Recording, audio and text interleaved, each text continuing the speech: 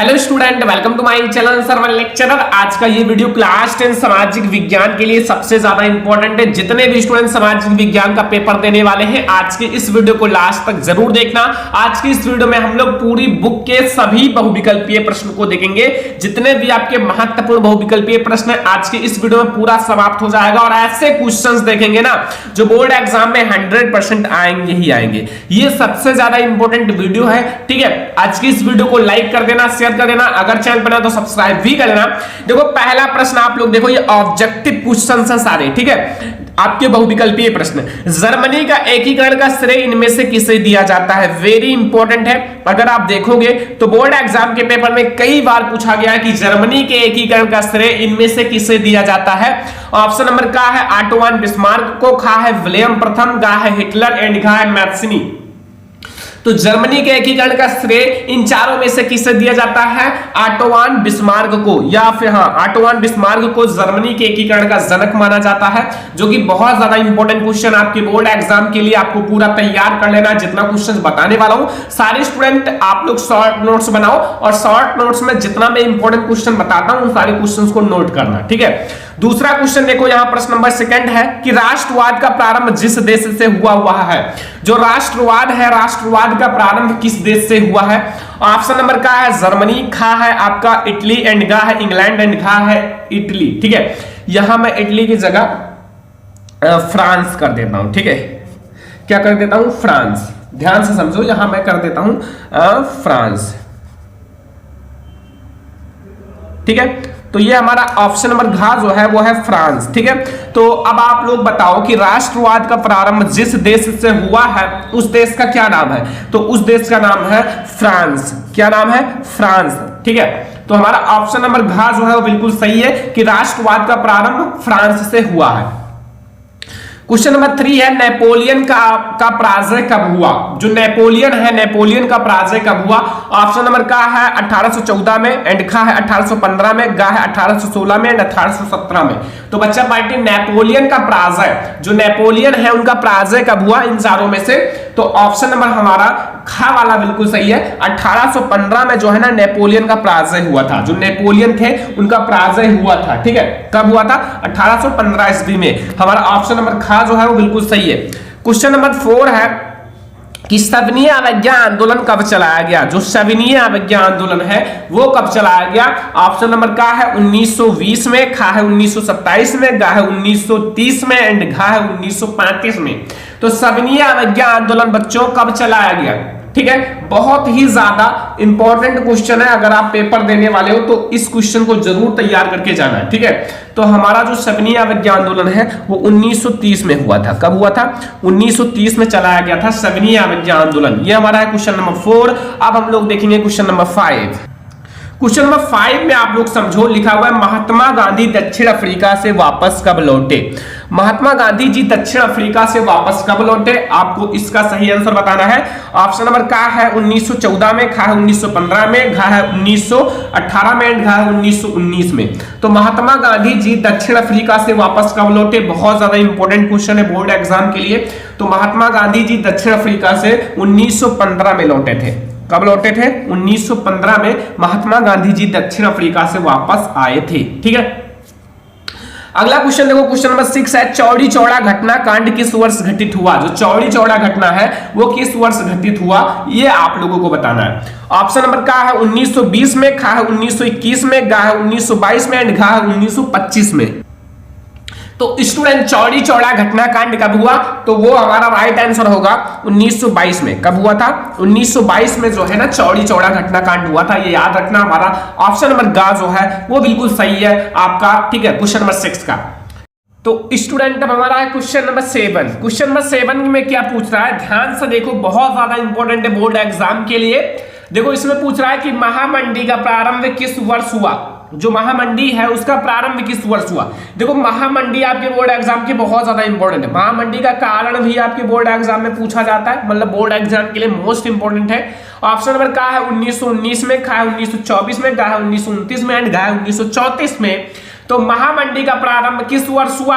I hope कि आपको पता होगा। नहीं पता है तो मैं आप लोगों को बता देता हूं। महामंडी का प्रारंभ जो है 1929 में हुआ। कब हुआ?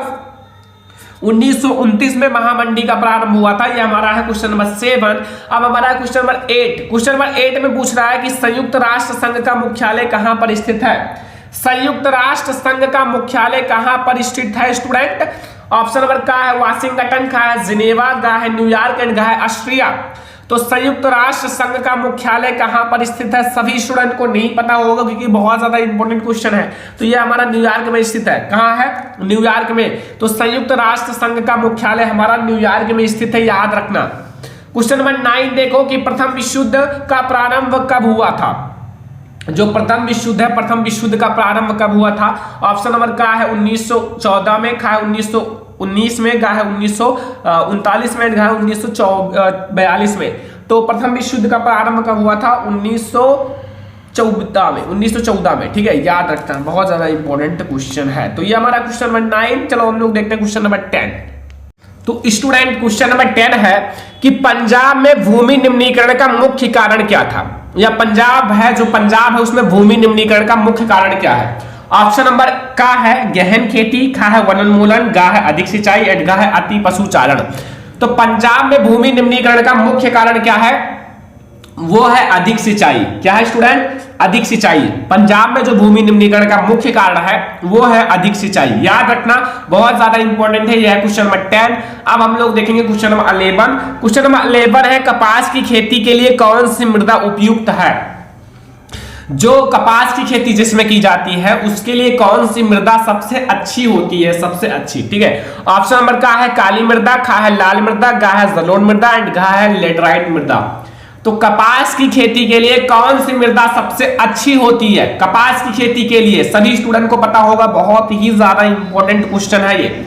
ठीक है, तो कपास की खेती के लिए हमारी काली मृदा जो है ना वो सबसे अच्छा माना जाता है। कौन सी मृदा, काली मृदा जो है वो कपास की खेती के लिए सबसे अच्छा माना जाता है। और ये आप लोग याद रखना, बोर्ड एग्जाम के लिए बहुत ज्यादा इंपॉर्टेंट है। काली मृदा को काली कपास की मृदा भी कहते हैं।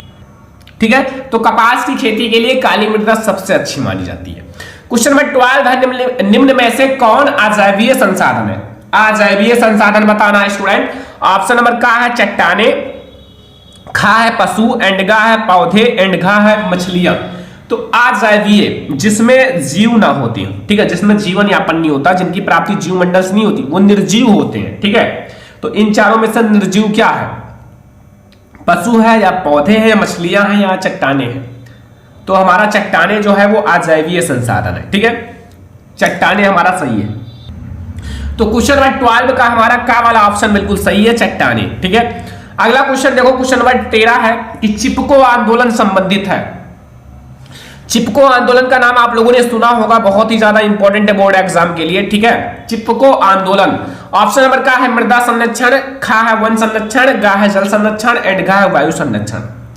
तो चिपको आंदोलन जो है स्टूडेंट वो किससे संबंधित है, सभी स्टूडेंट को पता होगा। चिपको आंदोलन, देखो चिपको आंदोलन में क्या था, मैं आपको छोटा सा समझाता हूं। जैसे ये एक पेड़ है, ठीक है, पेड़ है। अब इस पेड़ को काटने से रोकने के लिए पहले की जनता जो थी, कुछ महिलाएं थी, वो मतलब पेड़ से चिपक गई ताकि अगर आपको ये पेड़ काटना है तो पहले मुझे काटो। देखो कितना ज्यादा पेड़ के बचाव के लिए खुद की प्राण भी त्याग देते। आजकल क्या है, आजकल तो चाहे कटे और चाहे गिरे कोई असर नहीं पड़ता है, लेकिन पहले इन चीजों पर ध्यान दिया जाता था।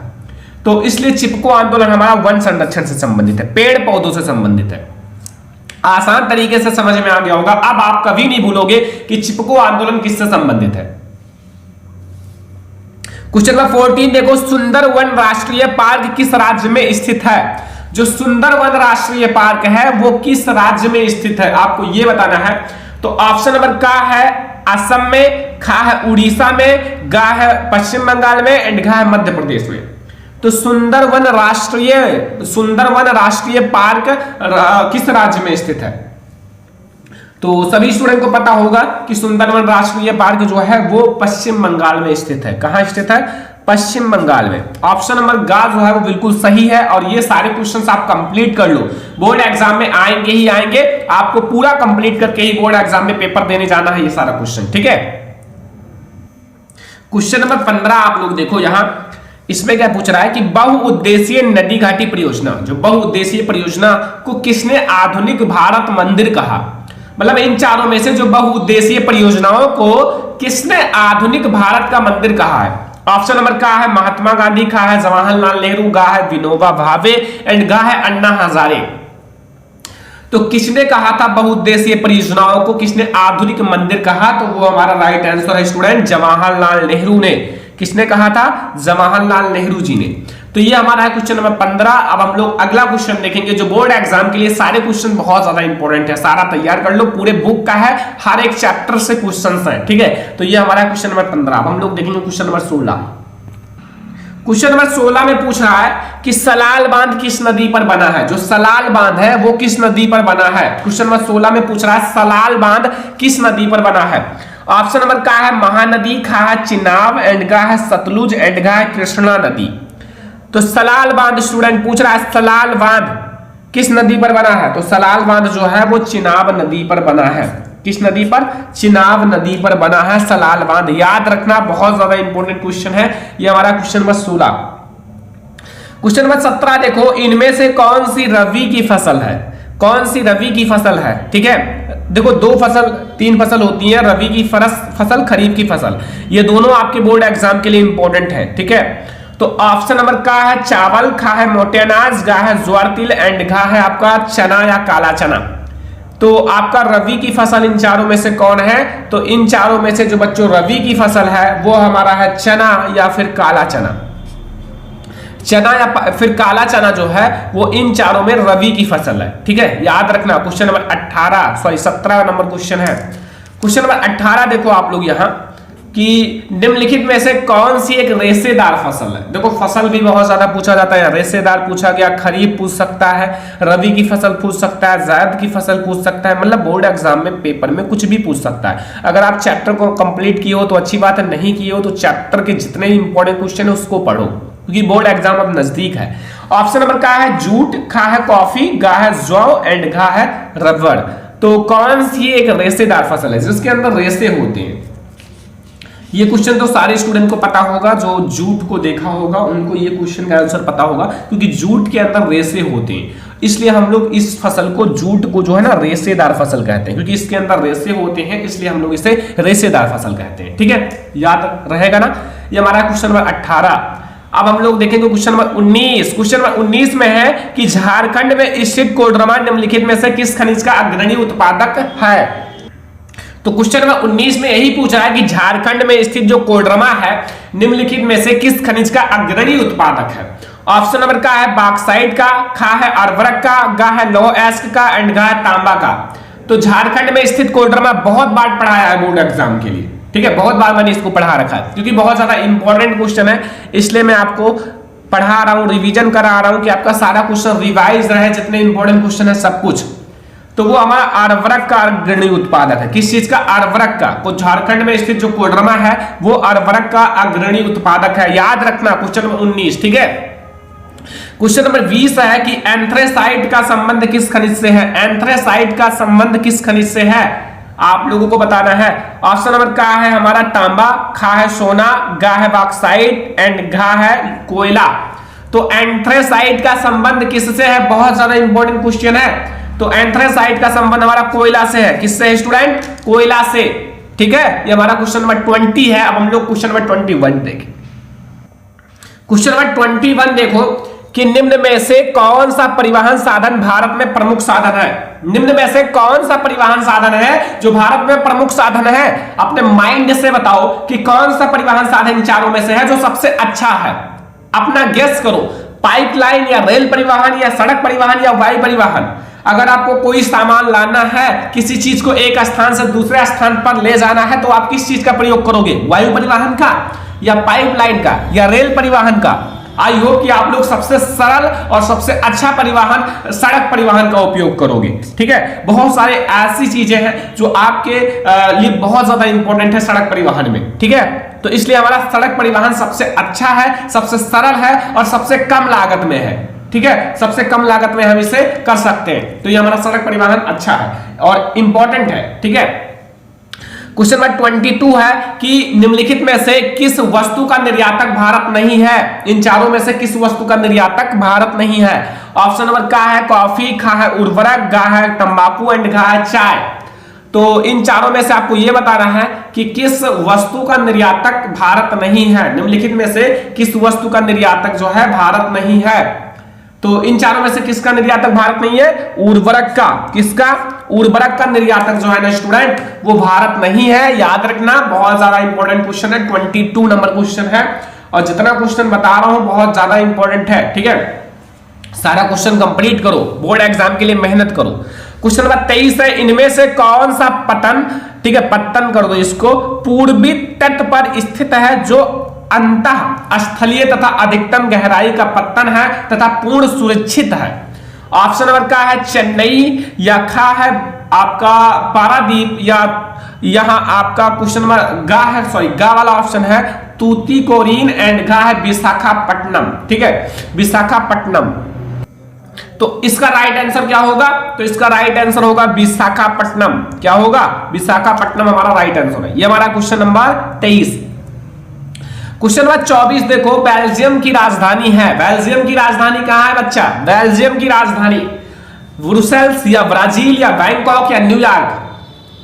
बेल्जियम की राजधानी बहुत ज्यादा इंपॉर्टेंट है और आपके बोर्ड एग्जाम में आ भी सकता है, तो ये याद रखना ब्रुसेल्स जो है ना वो है बेल्जियम की राजधानी और आप लोग तैयार कर लो। ये हमारा ऑप्शन नंबर का जो है वो बिल्कुल सही है। ठीक है, और ये हमारा क्वेश्चन नंबर 24 जो आपको बिल्कुल कंप्लीट कर लेना है बोर्ड एग्जाम के लिए। क्वेश्चन नंबर 25 पर अब आ जाओ, सारा क्वेश्चन तैयार करो। निम्नलिखित में से कौन सा संघीय राज्य नहीं है? निम्नलिखित में से कौन सा संघीय राज्य नहीं है? इन चारों में से कौन है जो संघीय राज्य नहीं है? मणिपुर है या हिमाचल प्रदेश या अरुणाचल प्रदेश या फिर दिल्ली? तो कौन सा है जो संघीय राज्य नहीं है? संघीय राज्य देखो, मणिपुर एक राज्य है, हिमाचल प्रदेश भी एक राज्य है, अरुणाचल प्रदेश भी एक राज्य है, बट दिल्ली जो है ना ये एक राज्य नहीं है, ये एक सिटी है, शहर है। ठीक है, तो हमारा ये जो होगा दिल्ली जो है ना ये हमारा एक संघीय राज्य नहीं है। ठीक है, समझ में आ गया ना? क्वेश्चन नंबर 26 अब हम लोग देखेंगे कि निम्नलिखित में से कौन सा संघीय सूची का विषय है? संघीय सूची या समवर्ती सूची दोनों एक ही है। ठीक है, अगला ऑप्शन है रक्षा या कृषि या व्यापार या शिक्षा। तो निम्नलिखित में से कौन सा संघीय सूची का विषय है? संघीय सूची का विषय कौन सा इन चारों में से? तो वो हमारा है रक्षा जो है ना वो संघीय सूची का विषय है, याद रखना। क्वेश्चन नंबर हमारा 26 का ऑप्शन नंबर का जो है वो बिल्कुल सही है। ठीक है, 26 नंबर क्वेश्चन का। 27 नंबर क्वेश्चन देखो कि निम्न में से किस राज्य की प्रति आय सर्वाधिक है? निम्न में से किस राज्य की प्रति आय सबसे ज्यादा माना जाता है, सबसे अधिक प्रति आय है? ऑप्शन नंबर का है हरियाणा का, खा है बिहार का, गा है राजस्थान एंड घा है मेघालय। तो निम्नलिखित में से किस राज्य की प्रति आय सबसे ज्यादा है ये आपको बताना है बच्चा। तो हमारा हरियाणा जो है ना इसमें प्रति आय सबसे ज्यादा, एक व्यक्तियों की प्रति आय सबसे ज्यादा है हरियाणा का। किसका है स्टूडेंट? हरियाणा का जो है वो सबसे ज्यादा माना जाता है और हमारा यही वाला ऑप्शन नंबर का जो है वो बिल्कुल सही है। क्वेश्चन नंबर 28 देखो कि सार्वजनिक और निजी क्षेत्रक आधार पर विभाजित है। जो सार्वजनिक क्षेत्रक है और निजी क्षेत्रक है ये किस आधार पर विभाजित है? रोजगार की शर्तें पर या आर्थिक गतिविधि के स्वभाव पर या उद्यमों को स्वामित्व पर या उद्यम में नियोजित श्रमिकों की संख्या पर? तो इसमें हमारा राइट आंसर होगा स्टूडेंट उद्यमों के स्वामित्व पर। किस पर? उद्यमों के स्वामित्व पर हमारा है क्वेश्चन नंबर 28 का ऑप्शन नंबर गा जो है बिल्कुल सही है और आप लोग बिल्कुल तैयार करो बोर्ड एग्जाम के लिए। ठीक है, अब हम लोग देखेंगे क्वेश्चन नंबर 29। तो हमारा क्वेश्चन नंबर 29 है कि विश्व व्यापार संगठन की स्थापना कब हुई? विश्व व्यापार संगठन की स्थापना कब हुई? ऑप्शन नंबर का है 1 जनवरी 1993 में, खा है 1 जनवरी 1995 में एंड गा है 1 जनवरी 1990 में एंड गा है 1 जनवरी 1985 में। अब इसमें तो सारा एक ही जैसा दिख रहा है, कोई किसी से कम नहीं है, सारा ऑप्शन तो लग रहा है एक जैसा, केवल थोड़ा थोड़ा चेंजेस किया गया है। ठीक है, तो इसमें हमारा जो राइट आंसर होगा थोड़ा सा ध्यान से याद करना क्योंकि इसमें गलती कर सकते हो। तो हमारा 1 जनवरी 1995 जो है वो बिल्कुल सही है। 1995 कौन सा है? 1995 याद रखना, बहुत ज्यादा इंपॉर्टेंट क्वेश्चन है। 30 नंबर क्वेश्चन है कि भारत में उपभोक्ता संरक्षण अधिनियम कब पारित किया गया? भारत में जो उपभोक्ता संरक्षण अधिनियम है वो कब पारित किया गया? ऑप्शन नंबर का है 1982 में, कहा 1984 में, कहा 1985 में, कहा 1986 में। तो भारत में जो उपभोक्ता संरक्षण अधिनियम है वो 1986 में पारित किया गया। कब पारित किया गया? 1986 में पारित किया गया। ठीक है, तो इसमें मैंने आपको 30 ऐसे ऑब्जेक्टिव क्वेश्चंस बताए हैं, मतलब जो वेरी इंपॉर्टेंट ऑब्जेक्टिव क्वेश्चन है। इसको आपको तैयार करके जाना, बोर्ड एग्जाम में एक भी क्वेश्चन इससे बाहर नहीं आएगा। और भी मैं आप लोगों को पढ़ाऊंगा, ठीक है, और भी मैं आप लोगों को क्वेश्चन पढ़ाऊंगा। अभी जो मैंने बताया है, जितना मैंने बताया उतना तैयार कर लो, बोर्ड एग्जाम के लिए बहुत ही ज्यादा इंपॉर्टेंट है। जितना क्वेश्चंस मैंने बताया है वो आप लोग तैयार करके ही बोर्ड एग्जाम में पेपर देने जाना, क्योंकि ये सारे क्वेश्चन आपके बोर्ड एग्जाम में डायरेक्ट हिट करेगा, क्योंकि ये आपके बोर्ड एग्जाम में 100% आएगा। बहुत सारे model paper, guest paper, previous year paper and बहुत सारे गाइड से मिलाकर ये इंपॉर्टेंट क्वेश्चन रिसर्च किया गया है। तो आज की इस वीडियो को लाइक कर देना, शेयर कर देना, चैनल पर सब्सक्राइब कर लेना। चलो फिर मिलते हैं नेक्स्ट इंपॉर्टेंट वीडियो में, तब तक के लिए धन्यवाद।